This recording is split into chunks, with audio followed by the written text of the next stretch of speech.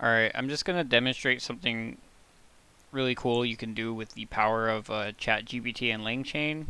Um, so here, I'm having it do something kind of interesting. I'm telling it to create an image file, then open it using Python. One interesting thing I've done to like throw like a little wrench in it is I uninstalled Pillow. So this is going to have to not only create an image file by itself, but also install a dependency to make this work. So we'll see what happens when I do this.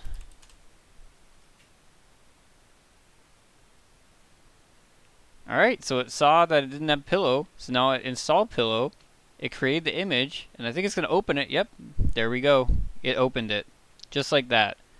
If you want a recap of what just happened there, play by play, it asked itself, how can I open an image file using Python? It said I need to use Pillow.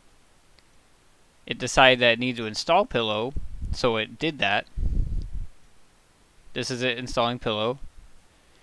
Then it said now Pillow is installed. I need to I'm creating an image file and open it. Interestingly, it actually used used Python to create the image file using Pillow, and then it opened it using Python again. Pretty crazy stuff.